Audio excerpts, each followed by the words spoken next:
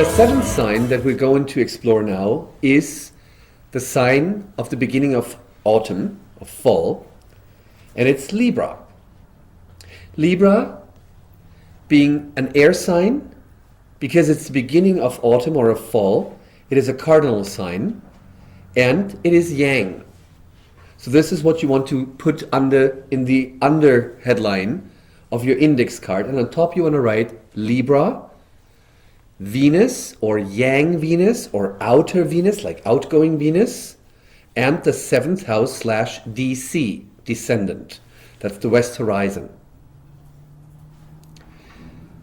As stated before, it is now kind of like the beginning of learning objectivity. Remember that, like all the cardinal signs, inherent like to begin something new. And due to its air nature, now after this humbling experience of the 6th house, if you want to put a linear kind of like way through it, which of course is not absolutely correct, the Libra is basically now very strongly focusing onto the world of others. So Libra, 7th house, outer Venus, is the archetype of the world of others, as it is the opposite to Aries, which is just like my body, my instincts, my independency, my freedom. And Libra, with the air energy and the Venus energy, is so strongly focused on the world of others, like the Jains, if I'm Tarzan, the Jains, that in that archetype we learn that there is a diversity of others, and that these others have diverse needs. Venus is the archetype of needs. The Taurus Venus, or inner side of Venus, is my needs, my relationship to myself. Now in the young version as the Libra Venus, it is the needs of others and or that what I need from others and that what others might need from me. As we know, Libra is very often shown as a sign, or in symbolism, like a scale. And that created that very wrong statement among common knowledge about astrology that Libra would be balanced, or would be the archetype of balance. And that is wrong. Because Libra being a cardinal sign, and cardinal signs begin something in terms of learning, not in terms of learning cognitively. Libra is the archetype of learning balance. And that's quite a difference if you have balance or if you're learning balance. Because if you're learning balance, you are going through extremes. So Libra, 7th house, is the archetype of extremes. That could be the case if someone, for instance, have a Libra rising. They might go in younger years through extreme, because on the one hand, the 1st house is an Aries archetype, so I want to be independent. I want to have the freedom to act upon my instinctive needs and desires and impulses. Yet on the other hand, I have the sign of Libra on the ascendant, so I do have the need to find a balance between the needs of others, the needs that I need from others and what they need from me, and my independency. And that is automatically like triggering this inherent paradox between I need to be independent and I need to be in social interaction. Even more so, the archetype of Libra, or 7th house, is an archetype that can be described as I need to be needed, which can be very pleasant, but if it gets out of balance, it can get a little bit like harmoniously. English. It can get out of balance. So the need to be needed goes in hand with the yang energy that Venus loves to give. But as to create a balance and learn balance and maintain a balance, giving is also receiving.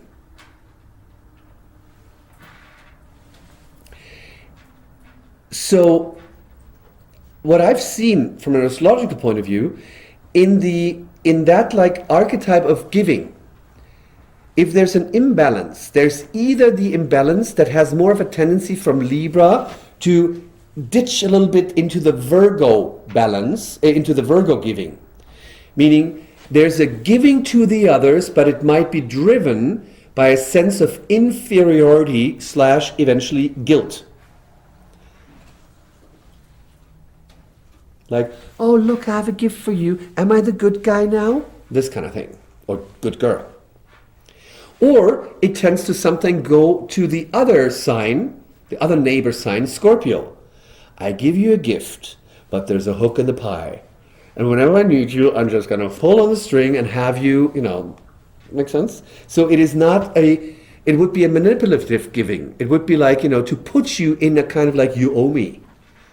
But the real way of giving in interaction with other people is that you basically can ask yourself, is that what I'm giving? Would I be able to accept it if the other person would give it to me? And if your answer from the heart, keep in mind the Venus is the archetype of the heart chakra. If the answer is yes, then the given is absolutely balanced. I have to say as a footnote that what I'm talking about giving and receiving right now applies for the worldly interactive dynamics. That we need to receive something in balance. That is also true for all the health workers. Keep in mind, Virgo has to do with health and with work, so it's also the health workers. Many health workers, or in the spiritual field, or complementary medicine, they very often are driven by a need to serve and to help, but they sell themselves for less, basically. That can be because they had too many incarnations in like Christian monasteries, where they were like brainwashed to say, oh, Jesus didn't have money and you shouldn't have any, right? Whatever.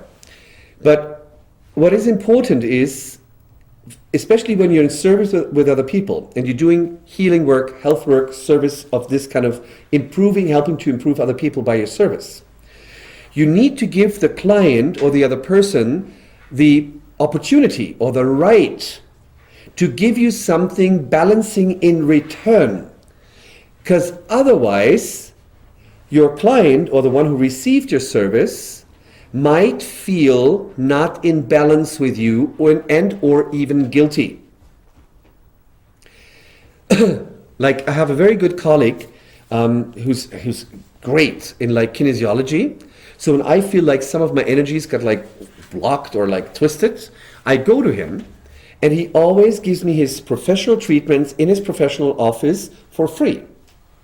And I don't like that. And I go like, Michael, let me pay. No, we're good friends. I said, no, let me pay. This is business service. You can buy me a drink later, but this is not. He would not accept it. If I hide it like summer, he always gives me the money back. That has the result that I'm not going to him anymore, like when I have problems, even though I know he's the best. But I don't like that because it's not balanced. Or a more extreme example is when I was younger, a neighbor of mine, he suffered of HIV before there was medication. And me as a Reiki master, I offered him that like twice a week he would get like a Reiki treatment. And at one point, he came and he said like, Ulrich, please let me pay because the treatment helped me so much. But the fact that you give it for free makes me feel guilty. And I feel because of that emotion of owing you, or that you belittle me, or that you feel sorry for me, that you have to give that, I feel more sick than I actually am. So please let me give you something in return. So he was a baker. He had a baker shop. So I always got like a cake. It doesn't matter what it is. Just about the efforts, not about the amount, right? But that should be balanced. Yet on that, like the interaction in the world, and that is needed, right? Yet on the other hand, on a deeper spiritual level, and I must mention that, giving and receiving is the same. Meaning when you start to give spiritual treasures, when you share them, then everything you give, you have already received, because you, the lover, and your beloved are one. right? You are with a source. So you can give that all away. But there's a difference. If I give you something material, if I give you like, if I have 2 couches in my living room, I give you 1 couch, I lack of the other couch. So the whole worldly dynamic of giving and receiving is, okay, eye for an eye, tooth for a tooth, right? But on a spiritual level, like for instance, if I share ideas, right?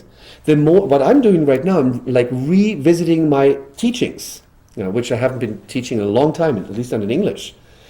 I experience such a joy offering you that, right? Because I get the information refreshed myself, so we are both winners. Because it's not about a material thing, it is about an idea. Sharing, as you say, is caring. So there's another level of giving, but be aware that when it's about worldly things, Libra makes a square to Saturn, to Capricorn, that it is wise to respect that the receiver of your giving should not be left in debts. So the need to be needed, which Libra is, goes hand in hand with, relative to being a cardinal sign, with the need to initiate relationship with a diversity of different people. The sentence, the way I said it, is like accurate. It is the initiating of relationship, not maintaining necessarily, it's the initiating of relationships with a diversity of people. Because via the archetype of comparison, Libra is the archetype of comparison. So the mirror effect, as I stated when we were going through Aries. The Aries first house, can experience / learn who I am and who I am not in comparison with another person. And as it is an air sign, there's the need to initiate relationships with a diversity of people. To learn, in terms of cardinal, to learn via comparison who I am when I'm hanging out with this person and with that person. And due to the air character and the very strong yang of Libra, there's a tendency that Libra, which loves to please others, and there's nothing wrong with pleasing others as long as you don't lose yourself. Like you might know, like in Italy or like former in Germany, when when there was still the gender kind of thing, like the woman was doing the household and he was going to work. Like the woman, when done with like household work or like afternoon little break, she would take a cushion, put it like on the window, and would lean out the window and look in the street what's happening. Meaning like leaning out into the world of the others. But if someone leans out of the window far too far, they get out of balance and they now have to not fall out, meaning like going back to the ascendant to find the balance. So Libra often has a tendency to go too far into the world of others, and then some extremes might happen to rebalance the person back into their own agenda, so to speak, into their own business. That can either be that suddenly the Libra archetype is fed up with the social obligations that fill their schedule. Meeting mom, having coffee there, birthday party here, all those kind of things. And suddenly they just feel, I don't want to go. There is the Aries opposite sign that says like, I want to be independent. I want to have time with myself. But usually because Libra has this strong, or 7th house, has the strong need to be needed, they have a tendency to not listen to that kind of thing. Right? Because their focus is on pleasing the others. So now they could go to birthday party number 7 on that weekend, right? Feeling more under an obligation. Libra finds a square from Capricorn. And suddenly, either they become really grumpy, meaning their body is even aching, Aries, because the body feels like, I don't want to be here anymore. One thing. Or the other thing that can happen is that suddenly, I don't know what's worse for a Libra, I guess like the one that I'm going to mention right now. It's a weekend, it's a Saturday, and suddenly they have no appointment, no date, No one wants to have dinner with them. Nothing. They're thrown upon themselves. I'm just smiling because one of the participants here, being a Libra, is right now like canceling her evening appointment. Sorry. Which I appreciate. So very often, like suddenly, a Libra being rushing through all these social obligations, even though obligations is more a Capricorn archetype, suddenly finding, okay, this is enough. And they need time with themselves. But that's very difficult because even if they would say, okay, there is the kind of feeling inside, so I'm better stay at home, their air, like their Venus, is still eventually with the others, and eventually thinking, oh, she might be disappointed now, and I did not please them, da-da-da-da-da-da, right? So that's one dynamic. The other dynamic out of this like comparison and need to be needed is that Libra indeed has what I call a chameleon effect.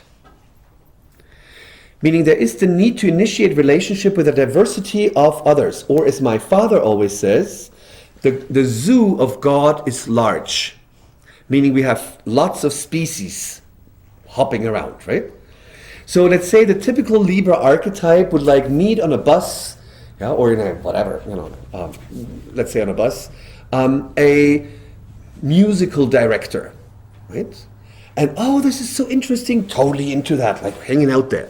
And he feels like completely flattered by this like full blast of attention, yeah, by that, kind person.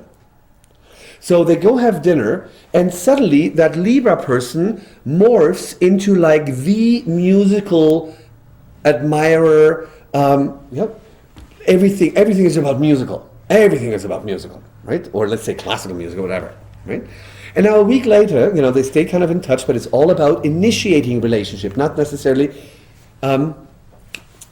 maintaining them, which does not mean they are not able to maintain, but they need to initiate relationship. So when someone is, for instance, married with like a Libra archetype, it would be wise if you make always events that make the relationship like appear from anew, right? Because that is like in alignment with that, right? So I'm getting confirmation from the Libra section. That's good. So next week, the same person who was just hanging out with the musical director meets like a punk rocker on the bus. Like, kill the fucking president, those kind of things. So they arrange to go like to a bar, a punk bar, and suddenly Mrs. Libra or Mr. Libra morphs into the absolute punk adorer and admirer. It's all about punk. Oh yeah, let's get a leather jacket and all those kind of things. And a week later, meeting like someone who runs a zoo, and the next one a car mechanic. And every time the Libra morphs with a chameleon effect so much into like the perfect mirror of the other one that after the fifth date, the Libra person is a little bit not clear anymore. Do I like musical or zoo? Do I like punk or cars? Right? So the diversity is like very confusing. It's an air element. And that's why they need to relearn balance then with themselves. Which is difficult. Like a Saturday evening for a Libra not having an appointment or a date is like, it's like worse than the plague probably. But it's all, by that diversity, they learn about the relativity, that everything is relative. Right? And the good thing is, over the years, they learn by interacting, even to the chameleon extent, with a diversity of diverse people. They gather, and that is what they want to learn, cardinal sign, they gather a complete, deep social understanding about humans in their diversity. Right? And what they are able to is also, because Venus, as I said, like a Taurus, has to do with all the senses except like the sense of sight. But especially in Libra, it is the art of listening. They are able to listen. What we said in Taurus, it's the need to listen to your own needs, to your own treasure chamber. Now it is the need to listen to the other one. But not listening in terms of that you're able to quote what the other person had been saying, but they're able to listen with the heart. It's not about the words, but they sense Venus, what the other one tries to express. And by that, they get a perfect, almost perfect feeling for what the other one needs.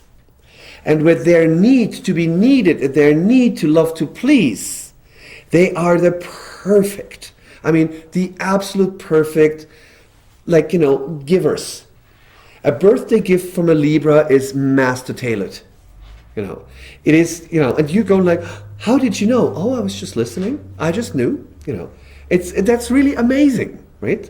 And they have the joy when the other one has the joy about it, right? You should not go out with a Libra person without having taken a shower and eventually putting some aftershave on it, because scent is also extremely important. Basically anything that has to do with the aesthetics. Yeah? So it is the archetype of beauty, as Venus is the goddess of love. So it's the archetype of beauty. But please don't expect that a Libra necessarily must then look beautiful. And they can. Yeah? But Libra has a sense of beauty, yeah? But it's not necessarily that you have like a living Venus standing in front of you, right? That could more so happen, what I've seen in observation, with a Virgo archetype. Because the Virgo is constantly improving themselves, right? They love home improvement and home decoration and those kind of things.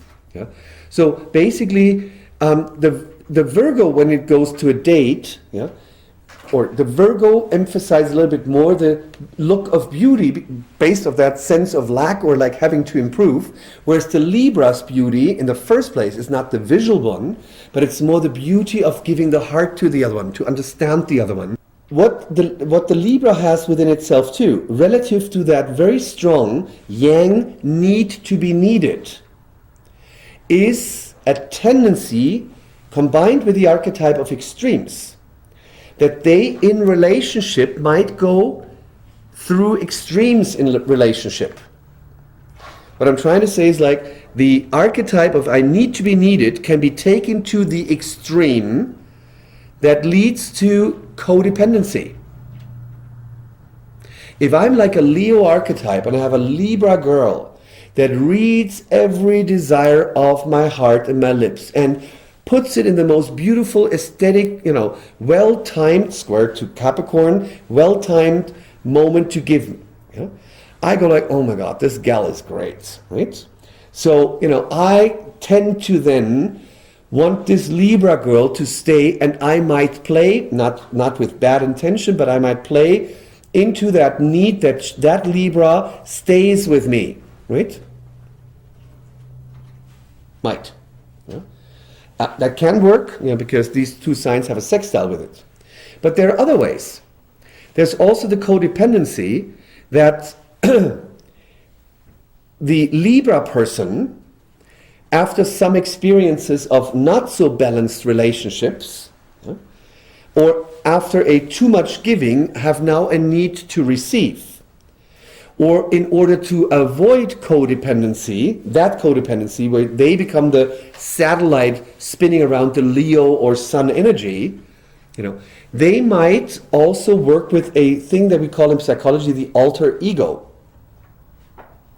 which goes a little bit hand in hand with the chameleon.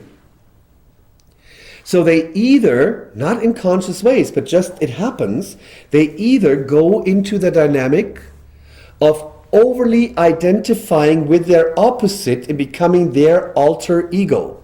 The alter ego is like to become basically the perfect mirror for the other one. They would dress the same way, talk the same way, this kind of thing. Completely alter ego. Yeah? Or vice versa. If there's a certain dominant nature or a like a hurt nature inside, they would now make sure that the other one becomes my alter ego. Yeah? That's also possible. But in both ways, these are extremes that are forms of then codependency. Right? Because the whole trick about a relationship is to find a balance between two different people. But nevertheless, Libra and the seventh house within itself is the archetype of the diversity of other people. So it's everyone else but you. That includes friends, clients, customers. In the broader picture, of course, your car mechanic, even though this is a serviceman, that where you would put them more like into the sixth house, but everyone else out there is the, like your seventh house is everyone else but you. And that is basically all about Libra. Free your mind. Remember times without time. Free your